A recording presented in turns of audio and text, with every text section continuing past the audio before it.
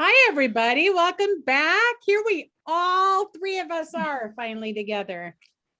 It's been a while since the three of us have been together. And while I'm saying that, just a reminder, extending the invitation that if any of you want to join us, and you don't have to join us like for the whole book that we're doing or anything like that. If you just want to hop in 1 week and have a discussion with us, that's great. Let me know and I'll send you the Zoom meeting invitation and you can join us. We really do have fun kind of working through all of this together. So tonight or this week, we're going to be finishing out the book of Ruth, a short book.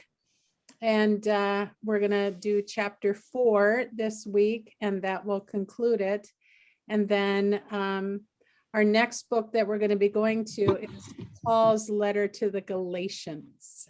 I know Olivia's disappointed because she wants to do Revelation, but we are going to wait and do Revelation after the holidays because it's a very, first of all, very lengthy book. It's a very complicated and heavy book, and I don't want to have to try and slog through it together while we're going through Thanksgiving and Christmas and all of that kind of stuff. So Galatians it is. And I think it'll be nice to kind of dig into Paul a little bit, a very gifted man. So without further ado, let's begin with chapter 4 of the book of Ruth.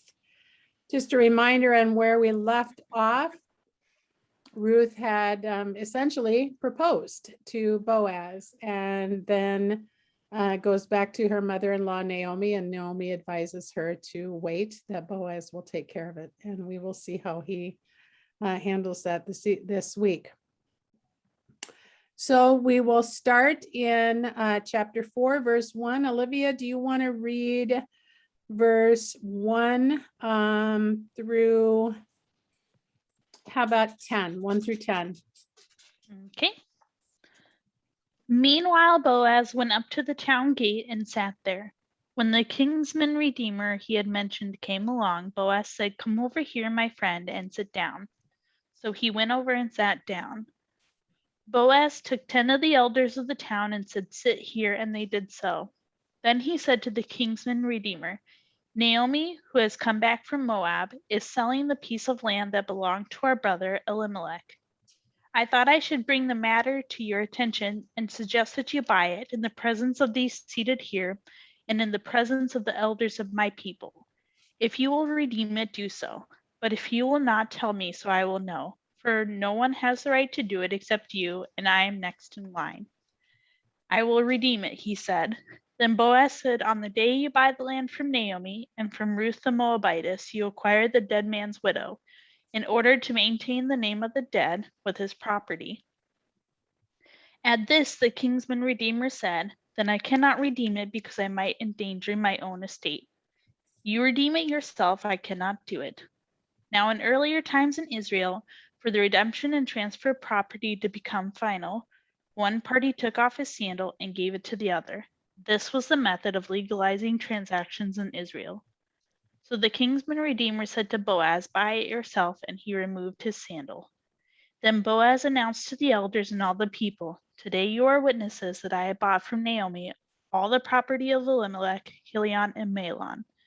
I have also acquired Ruth the Moabitess, Mahlon's widow, as my wife, in order to maintain the name of the deed with the dead with his property, so that his name will not disappear from among his family or from the town records. Today you are witnesses." All right, let's stop there and just kind of talk a little bit about what's going on here, because there's a lot of stuff that doesn't make sense to us. And so for us to understand this, we need to kind of look at how legal transactions and things were done. So first off, we're told that Boaz goes to the town gate, which would have been kind of the entrance to the town. And there would have been a like a public square there. And that was kind of a place of importance. Social gathering would happen there, but also it would be a place where the courts of justice were held. And so anytime you had an important legal matter that needed to be settled, that's where you would go. And what is required then for a legal matter to be binding is something called a minyan, or 10 men, 10 Jewish men. And that's required in order to make it kind of bonding or binding. It's kind of like what we would today call a quorum. You need a quorum of a certain amount of people in order to, like when we have our church council meetings, you need a quorum in order to be able to vote on matters and things like this. So this is what they need. They need 10 men or town elders in order to make this happen. But I want to point out one thing, and our translations don't reflect this. I have what I use a lot of times when I'm reading and kind of doing some interpretation. I have something called a Hebrew Bible, and it's translated directly, kind of word for word into the English. It, of course, puts the sentences in order, but gives a more accurate, I guess, translation. So it reads kind of awkwardly sometimes, but gives an accurate translation directly from the Hebrew words. And I found something really interesting in verse 1. Our translation says, when the kinsman redeemer he had mentioned came along, that was the one that he had mentioned to Ruth. It says, our translation says, come over here, my friend, and sit down. But actually in the Hebrew, and I wrote it down, it says, turn aside, sit down here, so-and-so, which is interesting. So then I went to my commentary to find out what is going on here. Why do they say the word so-and-so? So what's translated as my friend is actually so-and-so. And it's a way of saying somebody's name without saying their name, if that makes sense. You know, we say, we use that sometimes. And so the commentary then says the relative's name is not mentioned here. And that is because to refuse this person a name, and it kind of reflects then on what happens later that we read.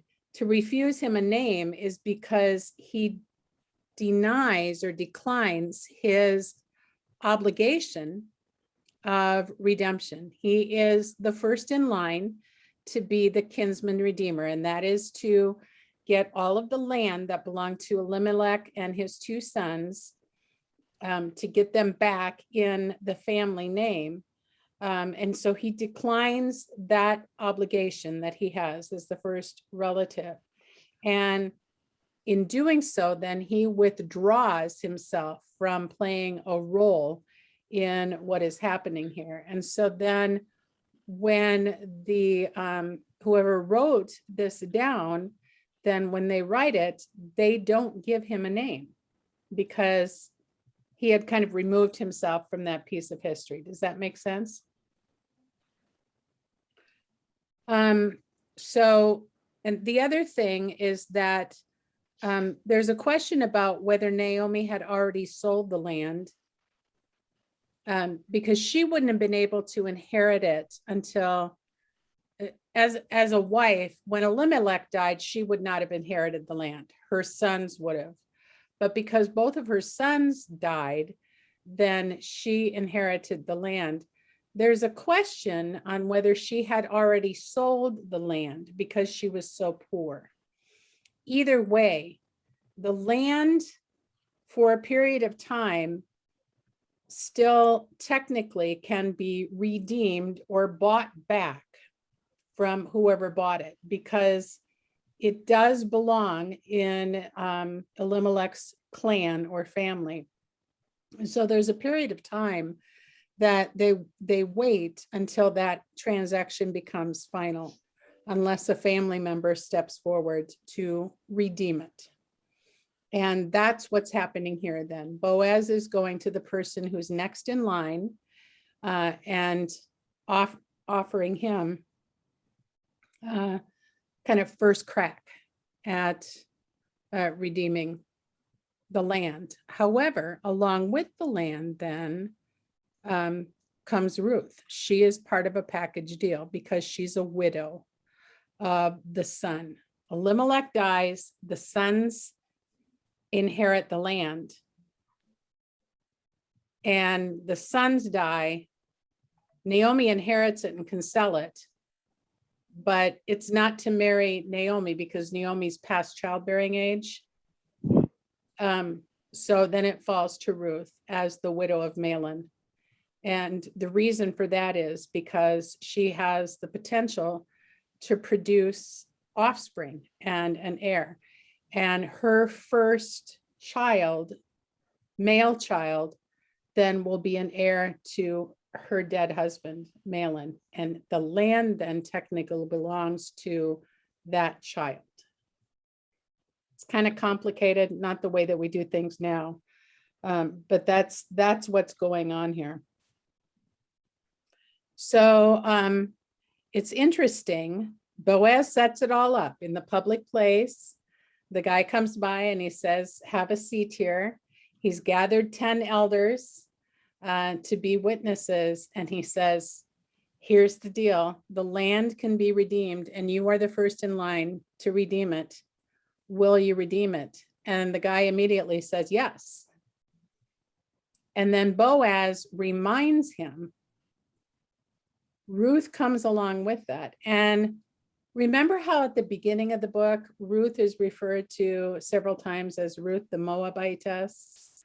But then that kind of drops off in chapters 2 and 3. We don't hear that the Moabitess in referring to her. But now Boaz brings it back, and he does that for a specific purpose. He does that because he wants to point out to this guy. I think Boaz does that because he really wants Ruth for himself, and he's kind of that's kind of what I thought. Yeah, I think he's kind of counting on that this guy is not gonna bite, and so he does that. And then what the response of the man, again, here is another kind of difference in translation.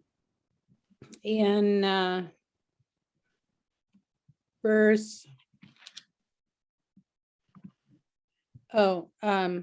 6, when he says you got to marry Ruth also and then have a child with her, and then her child will get the property. And then it says the kinsman redeemer said, then I cannot redeem it because I might endanger my own estate. And actually that word endanger is better translated spoil. He doesn't want to spoil his estate or his inheritance. Essentially, he doesn't want what is his to be tainted with Moabite blood. Oh. I think if Ruth had not been a Moabite, he probably would have done it. But because she is, he doesn't want to do that. And so then that frees Boaz then as next in line to take her as a wife. But in order to make certain that this guy for sure does not want it, then he asks him to do this thing where he takes his sandal off and hands it. And that's just, and our text does a good job of explaining that to us, that in times past, this was a method of legalizing the transaction. He would take his sandal off and hand it to him. So he legalizes it. He says, and I have no idea why they did that. Here's my old used sandal. Yeah. Yeah. Okay. I mean, it's one sandal. It's not even a pair of sandals. I know. Like, what are you It's going to do with one. what are you going to do with one? And I always wonder too. Like, does he get it back then to walk home? That's what I was gonna ask. Do they keep it? Yeah, we're not told. It's just kind of weird. And I tried to do some research on that, and I couldn't find anything on any of that kind of stuff. So, yeah.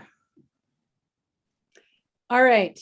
let's pick it up then at verse 11. And we'll go, 11 to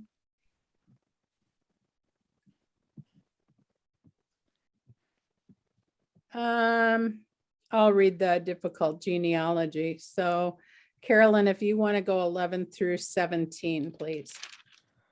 Then the elders and all those at the gate said, "We are witnesses. May the Lord make the woman who is coming into your home like Rachel and Leah, who together built up the house of Israel. May you have standing in Ephrathah and be famous in Bethlehem. Through the offspring the Lord gives you by this young woman, may your family be like that of Perez, whom Tamar bore to Judah." So Boaz took Ruth, and she became his wife. Then he went to her, and the Lord enabled her to conceive, and she gave birth to a son. The women said to Naomi, "Praise be to the Lord, who this day has not left you without a kinsman redeemer. May he become famous throughout Israel. He will renew your life and sustain you in your old age. For your daughter-in-law, who loves you and who is better to you than 7 sons, has given him birth." Then Naomi took the child, laid him in her lap, and cared for him. The women living there said, "Naomi has a son," and they named him Obed. He was the father of Jesse, the father of David. All right, so all's well that ends well, right? Boaz gets, I think, what he and Ruth want. He gets to marry Ruth. But then the child actually became Naomi's then, or? He's Naomi's grandson because he technically, as far as the law is concerned, he is considered the son of Naomi's son, Mahlon, Okay, Ruth's Okay. dead husband. Yeah. So when they say Naomi has a son, it's not like a physical son. Basically, it's probably better to say Naomi has a descendant. okay. Yeah. And I think it's really interesting that the women are the ones that name this child. They name him Obed, we're told. But backing up a little bit, let's look at verse 11 where it says, the elders, they say we're witnesses, but then they do this really interesting blessing here. May the Lord make the woman who is coming into your home like Rachel and Leah, who together built up the house of Israel. So they're going back then to the history of the people of Israel. And we remember that Rachel and Leah are the wives of Jacob, whose name was changed to Israel. And they are the ones, along with their maidservants, who produced the 12 sons of Israel, of Jacob, and they become the 12 tribes of Israel then. And so what they're doing is they're giving this blessing on this Moabite woman that she will become like one of the great matriarchs, or 2 of the great matriarchs of the Jewish people, because all of the Jewish people trace their history as a nation of Israel back to Jacob and his children with Rachel and Leah. And then even further, of course, back to Abraham. But Jacob and his descendants, his sons, the 12 tribes, are really the important kind of cornerstone of the Israelite people. And so this blessing that they're giving to her then kind of once and for all solidifies the fact what happened in chapter 1, when Ruth makes this declaration to Naomi: your people will be my people and your God will be my God. So we see almost like a bookend here in this book. In chapter 1, Ruth makes this declaration: your people will be my people and your God will be my God. And here now at the end, we see that actually comes true. The blessing that they give her is to become the next great matriarch of the family. But then they also then go on and say, may you have standing in Ephrathah, which is another name for the region where Bethlehem is, and be famous in Bethlehem. So we see some foreshadowing here now happening, because of course we know when we read to the end of this that this child will become famous in Bethlehem, and because of that, Ruth and Boaz then will be famous and well known in Bethlehem, because they are the great grandparents of King David. And then ultimately, of course, ancestors of Jesus. So there's that. So we have this blessing of kind of the becoming a full Israelite matriarch. We have the blessing of the importance that Bethlehem will play later on in history. Oh, it's the birthplace of King David, and it's the birthplace of Jesus. But then they follow up by connecting the dots then back to Judah and Tamar, and one of the sons that Tamar had with Judah. Kind of the same kind of story, really. Remember, Tamar needed to, I mean, her first husband died, Judah's son died. She didn't have a child with him. The second son in the third, I think. And so she tricks Judah and ends up becoming pregnant by Judah, and because Judah's not fulfilling his obligation to make sure that she is provided an heir or a son to care for her. And she gives birth then to these twins. And they quote that. They quote Judah and Tamar and Perez, their son. And then Perez, now I'm just going to read the end here, starting in verse 18. This then is the family line of Perez. Perez was the father of Hezron. Hezron, the father of Ram. Ram, the father of Amminadab. Amminadab, the father of Nahshon. Nahshon, the father of Salmon. Salmon, the father of Boaz. Salmon's wife was Rahab. Boaz, the father of Obed. Obed, the father of Jesse. And Jesse, the father of David. So it concludes the book of Ruth here with this direct connection then to King David, and gives that lineage. Like I said, the women, we're told that the women are the ones that name the child Obed. Obed means worshiper, or it can also mean servant of the Lord. And then that lineage again, that goes down. And it's interesting, they give us 10 generations here between Perez and David. So again, we see a significant number here. 10 is one of those numbers in the Bible that's important. All right, so any questions or comments on any of that? Now, Tamar was Perez one of twins? Am I remembering right? Yes, and I can't remember the name of the other one. I Perez, and I want to say Zerah or something like that. I think it started with a Z. It's Okay. in Genesis, maybe 34. No, maybe. I can't remember. It's kind of this little interlude between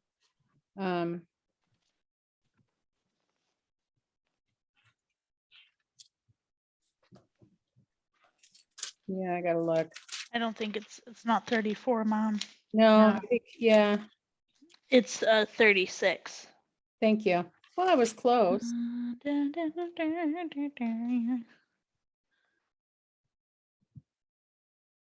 Are you sure it's 36? Yes. Must be at the end. It's a really long. No, it's 38. Well, then what's the listing in 36? Oh, Esau's That's descendants? Is Esau. it? Yeah, Esau's descendants. Yeah. So yeah, Tamar has Perez and Zerah.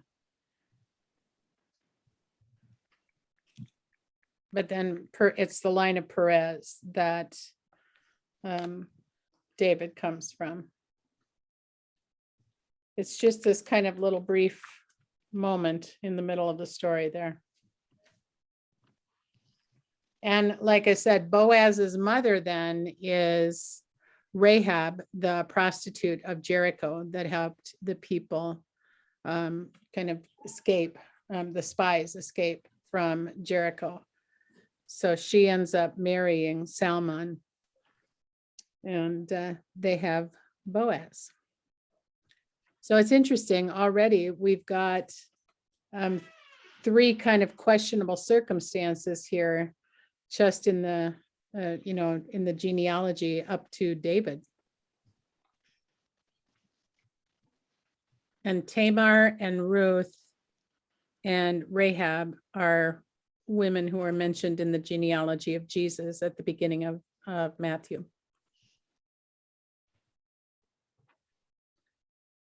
So that's the book of Ruth. It's kind of a beautiful love story.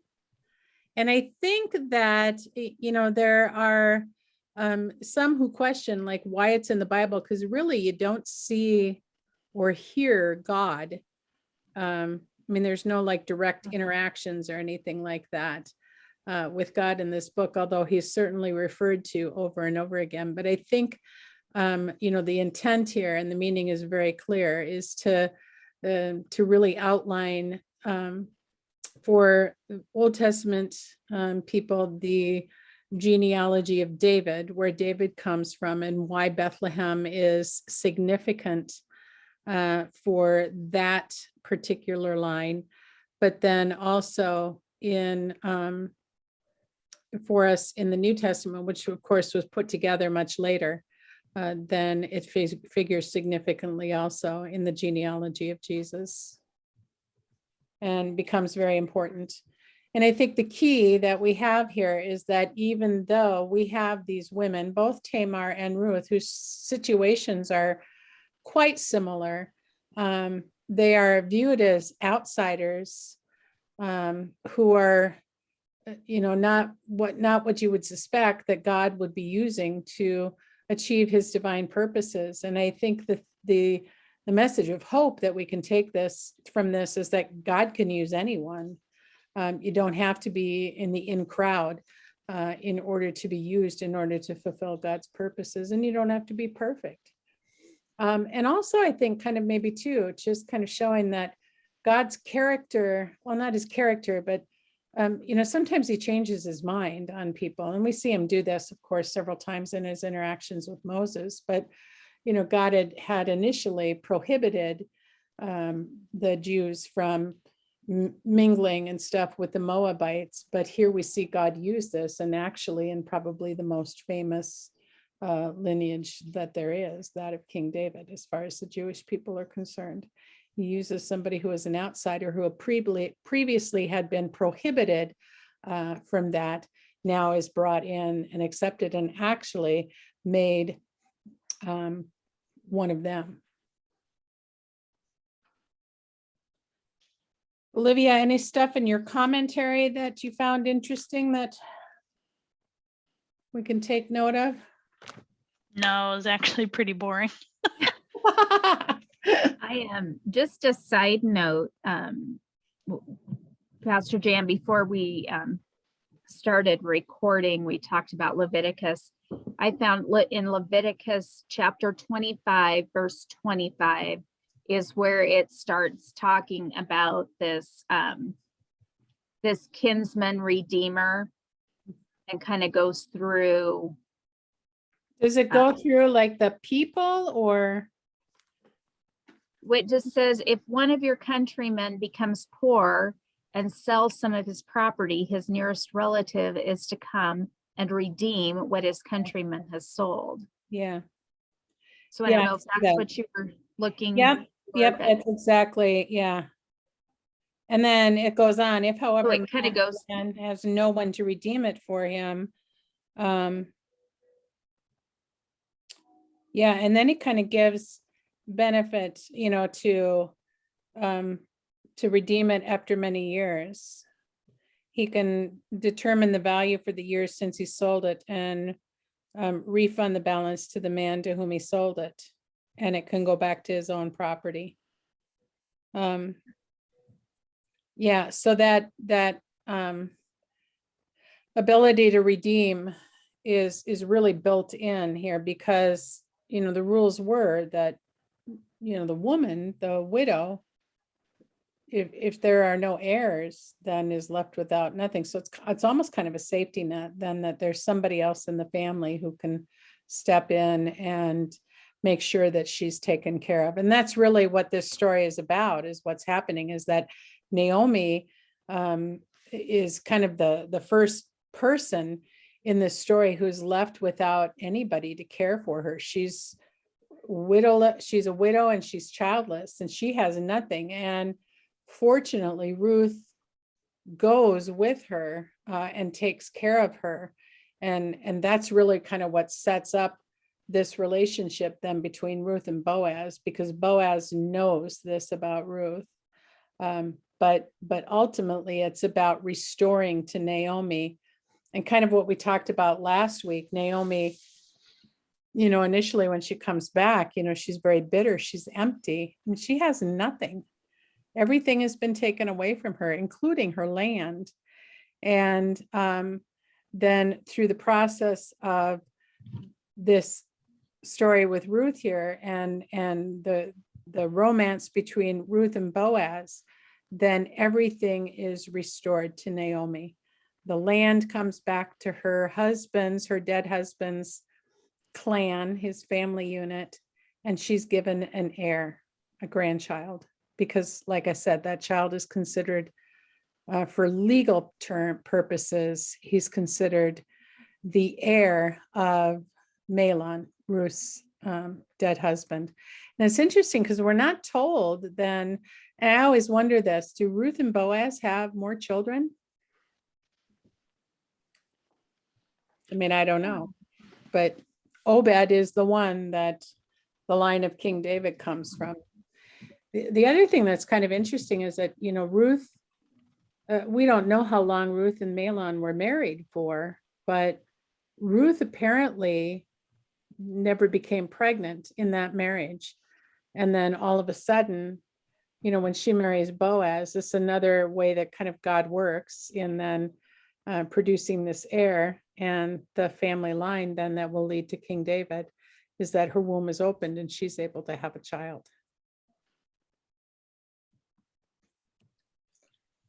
All right, a short little lesson this week, but a good one. It's kind of, I like this book a lot. It's a nice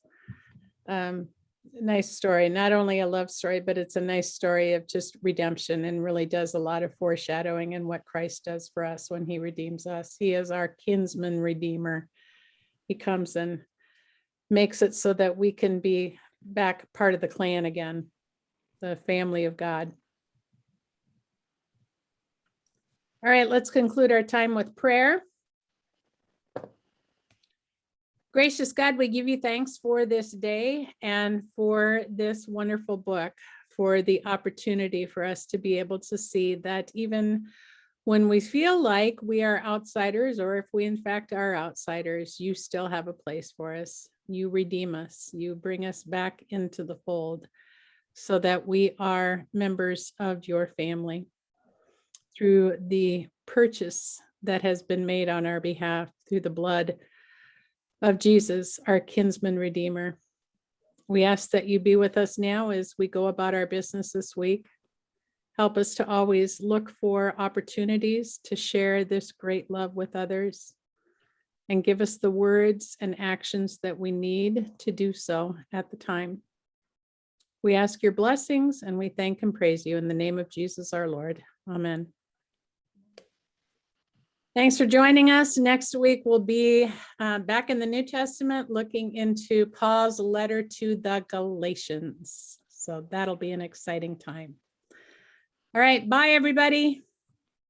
Bye.